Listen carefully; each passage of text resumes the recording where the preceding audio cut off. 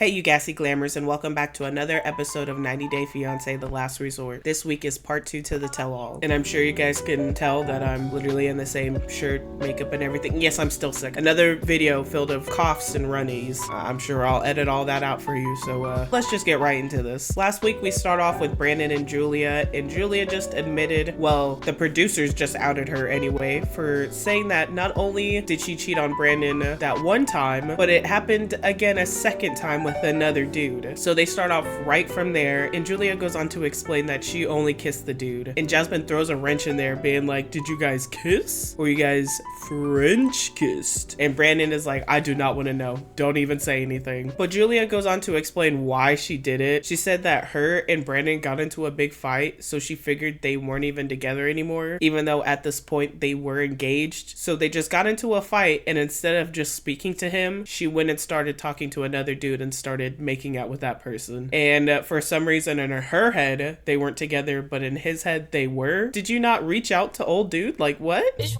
wait, bitch, wait, wait, wait, bitch, wait, bitch, wait, wait, bitch, wait, bitch, wait, bitch, wait, bitch, wait.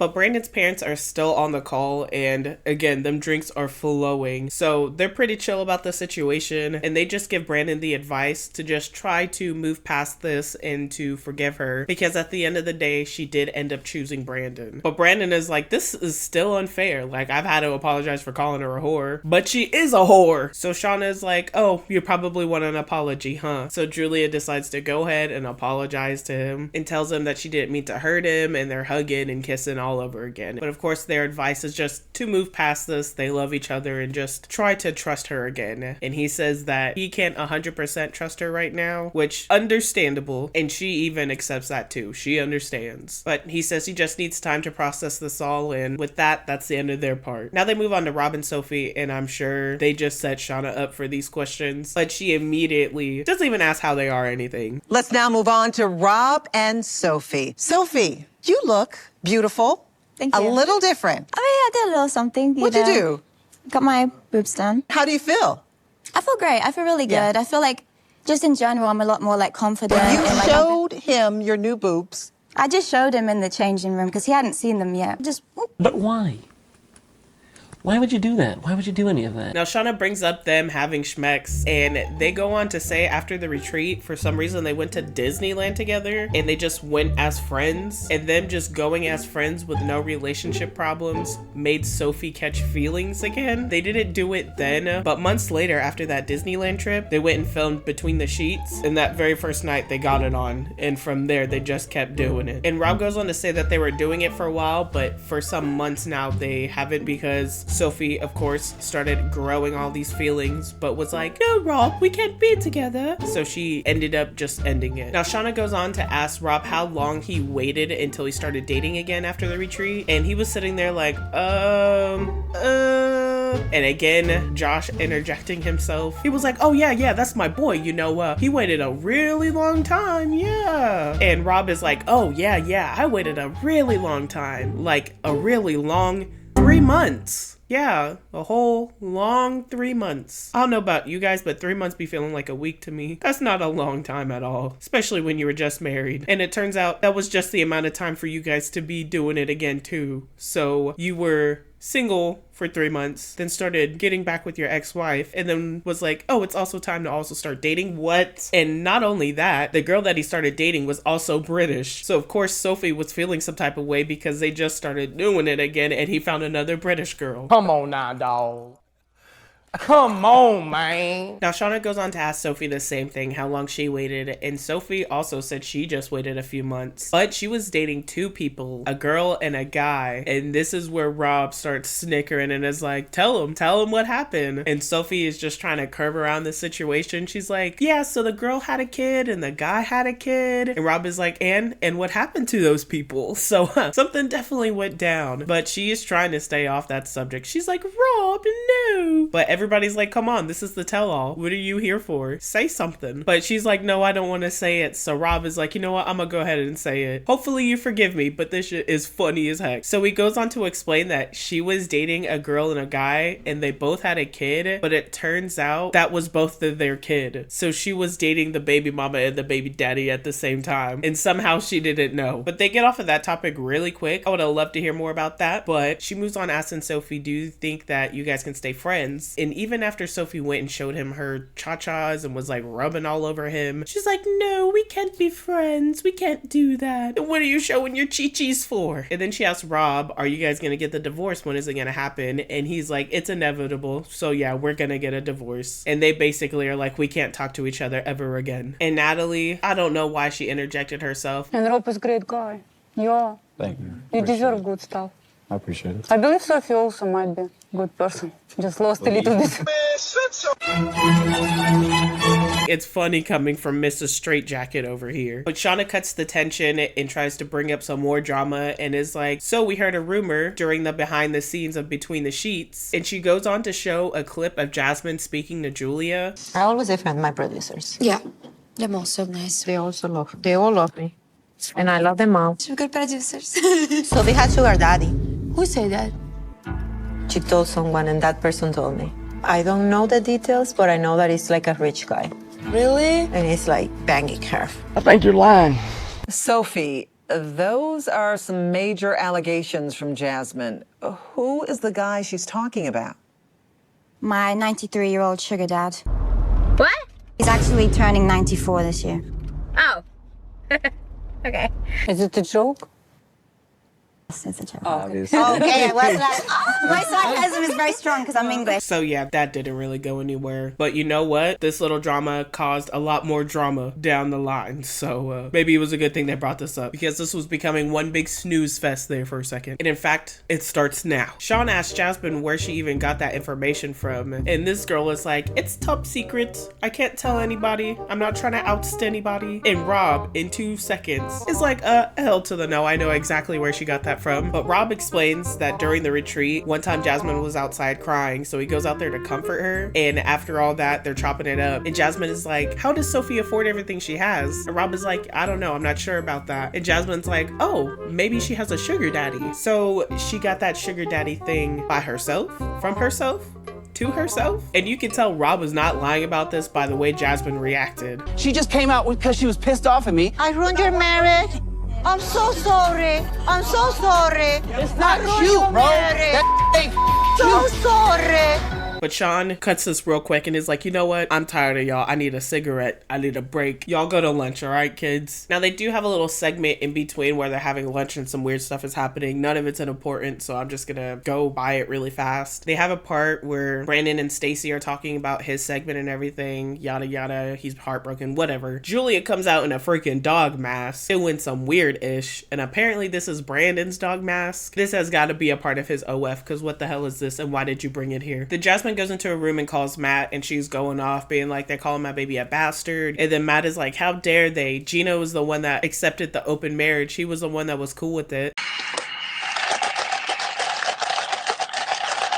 And then she goes on in her talking head to be like, I knew they were going to accuse me of cheating, but that's not me. I'm not a victim. I'm no one's victim. I'm not playing the victim. Now they get back to set, and Sean immediately starts with Florian and Stacy, and she asks them how everything has been going. And I could tell things were not good, because when she starts asking them, for a split second before they move over to Stacy, you can see Florian shaking his head like, no, it's not good. Which I was right. Stacy goes on to explain that everything was good in the beginning, but the last 3 or 4 months have been extremely rocky for them. And Florian goes on to explain that the therapy did not work for him, that therapy is a whole scam, that they're there to just take your money, which is crazy because a big part of his vows was that the therapy worked and helped him, and that he didn't believe in it, but they have definitely helped him. So he was just straight talking out of his ass. This is why she wanted you to write down your damn vows. You're like, this is coming from my heart. Now Stacy just unleashes her feelings. She said within the past few months things have been getting worse and worse and worse. They are argue over every little thing, even the dumbest things. He seems to only be happy when he's hanging out with his ratchet friends and smoking wet cigarettes. I want to do hood rat stuff with my friends, and he smokes with cigarettes. She feels like he doesn't even like her anymore, and that he only comes around and acts cutesy when he needs or wants something. And they haven't even been intimate in 4 months. And on top of all that, she's going through menopause, and she doesn't even understand what's going on with her body. But Florian, again, isn't there for her. Just like the whole surgery, he's not there for her when she needs him the most. So Sean asks Florian, what do you even know about menopause? Do you understand what's happening to your wife? And Florian, I swear to God, he does not care about anything. He's like, oh, you know, women, you know, the women deal with that. Like, I know have fucking clue no fucking menno. How does a guy like this get a queen like Stacy? I don't understand. But it is kind of funny because all the guys start kind of like pointing and laughing at him, and Sean calls them out and they're like, what do you guys know about it? And they all go crickets real quick. But the only person that's able to kind of explain it is Rob. I'm not an expert, and I cannot tell you everything about it. All I know is at some point in a woman's life that they go through menopause, and that has something to do with like their menstrual cycle and their hormones and everything kind of changing for them again. Other than that, the girls can take over. But just know that it's definitely like it's a hormonal thing. But Stacy goes on to explain that she doesn't even really understand what's going on. Like, she's going through brain fog and having all these hormones going on, and when they fight, it's just so much worse. And after Stacy brings up the fighting, Sean brings up Florian fighting with Jasmine, not once but twice. And they go on to show them the scenes of one, the bar fight that they had, and then the second fight that they had at the pool, and he was calling her a chihuahua. And after the clip plays, Florian is immediately in defensive mode. He's like, hey, if you no fuck with me, I no fuck with you. And she's asking him, like, are you regretful about your actions? And he's like, hell no, why would I? So it sounds like you get triggered a lot. You let other people dictate how you're gonna act. Well, yes, people always trig me. They trig my fun. Trig. Leave me alone. Leave Florian alone. So there's nothing you regret at all. No, what did I do? I do nothing wrong. You trick me. Oh, so I trigger you all the time because that's exactly how you treat me. Yes, you trick me. Everyone trick me all the time. You tell me to shut the hell up. You call me a bee. You call me a hoe. You just say all these bad things to me. I know have anger issues, okay? I know you fucking lying, bitch. And he goes on to explain that he's always out in Miami, he's always partying, he never argues with anybody, he leaves them alone, they leave him alone, he's good. And Stacy brings up, yeah, you're not gonna argue with a whole bunch of chicks that are drinking with you and flirting with you. And that shut him up real quick. And Natalie, again, dick riding with this pygmy behavior is getting annoying. She's over here like Florian was in his right mind. It wasn't even his fault. Jasmine knew exactly what to do to trigger him. And yeah, I agree to an extent. Jasmine could have shut the hell up. She knew what she was doing. But at the same time, Florian's also a grown man, and he could have easily been like, I can remove myself from the situation. Obviously, that bitch is crazy. Like, and Jazz goes on to be a hypocrite some more, and she's like, if you know you're triggered easily and you can't control yourself and your emotions, and you can't calm yourself down, your actions are unacceptable. Idiot that sell your pictures online, stabbing your ass with butt plugs. And even Gino pipes in. He's like, listen, Florian, I love you like a brother, but you are a pretty angry man. You gotta work on that. And Florian, he's like, oh, whatever. Fuck all you guys. And now Stacy is like, she's constantly having to clean up his mess, and she's basically picked up the mother role for him. And for some reason, that sets Florian off. I don't know why, but he's like, you're not my mother. You're not my mother. Stop it. Get some help. So Josh has to calm him down and is like, listen, let me explain to you what she's trying to tell you. Like, dude, do you really need an interpreter? And now Shauna was dirty with this one. She's like, now we're about to bring out another person that causes stress in Stacy's life. Her sister, Darcy. And now Darcy and GEORGI comes out. And again, the disrespect, because she did this in the freaking season 2. She went and hugged everybody else and then goes to sit down and is like, oh, I'm so sorry. I didn't see you there. That shit is so disrespectful. What are you talking about? Your sister is on this show. It's the tell-all. What do you mean you didn't see her there? And your husband went and hugged her, but not you? Oh my God. But Darcy goes on this long ass rant. I swear. She's just trying to milk every second she can get out of the show. And it's like, girl, we don't care. First of all, Darcy and GEORGI, when you saw that Florian and Stacy were going to the retreat, did you think, oh, this is really going to help their relationship? Absolutely, I felt like it'd be a great transition for the relationship to kind of get closer, try to figure out, where their problem areas are and become stronger as a couple and team. I think just in general, Stacy and I, are loving, girls love each other at the end of the day, want the best for each other, very protective over each other. We are twins, and that's all we know. And when it comes to relationships, we want to see each other succeed and happy and get the right relationships. And she's been through my exes in the past, and has been there. She's had her judgments and still does this day as well. And I feel like I'm allowed to say my piece where I am, and so I have a great close bond. It didn't start out that way, but it's grown on me, and I'm happy to see them together just so they can work out their issues. Cut the cameras.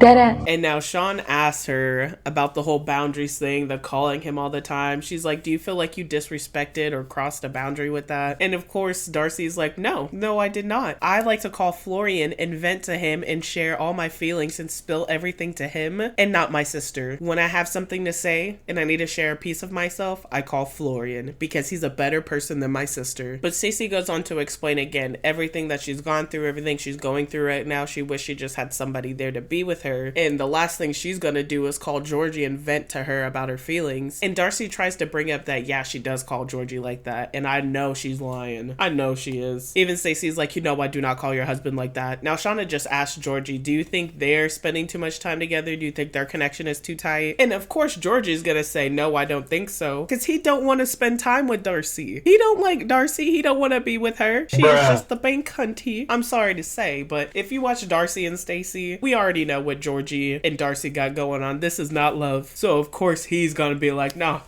he can take her. But Shauna goes on to ask the juicy stuff and is like, GEORGI, is there any reason Stacy shouldn't trust Florian? And he's like, that's their relationship. I'm not gonna get into that. They live together. They're together, And Shauna's like, the question was, do you think Stacy can trust Florian? We have connection. Well, the question was, do you think that Stacy should trust Florian?